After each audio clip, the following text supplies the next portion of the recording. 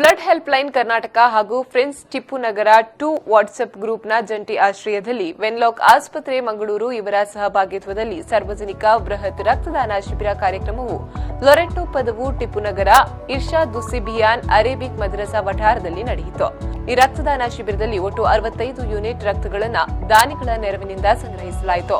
ಶಿಬಿರವನ್ನ ಟಿಪ್ಪು ನಗರ ಮಸೀದಿಯ ಮಾಜಿ ಖತೀಬರಾದ ಕೆಎಂ ಅಬ್ದುಲ್ಲಾ ಮೌಲವಿ ದುವಾ ಆಶೀರ್ವಾಚನದೊಂದಿಗೆ ಉದ್ಘಾಟಿಸಿದ್ರು. ಕಾರ್ಯಕ್ರಮದಲ್ಲಿ ಅತಿಥಿಗಳಾಗಿ ಕೆಎಂಎಚ್ ಫಾಜಿಲ್ ಹನೀಫ್, ಯಾಕೂಬ್ ಎನ್ಇ, ಮೊಹಮ್ಮದ್ ಹನೀಫ್, ನೌಶಾದ್ ಕುಕಾಜೆ, ರಿಯಾಜ್, ಟಿಎಂ ರಿಯಾಜ್, ಬಿಎಚ್ ಯಾಕೂಬ್, ಅಶ್ರಫ್ ಅರಬಿ ಕಲ್ಲಡ್ಕ ಹಾಗೂ ಬ್ಲಡ್ ಹೆಲ್ಪ್ ಲೈನ್ ಕರ್ನಾಟಕ ಇತರ ಕಾರ್ಯನಿರ್ವಾಹಕರ ಉಪಸ್ಥಿತಿಯಲ್ಲಿ ನಡೆಯಿತು.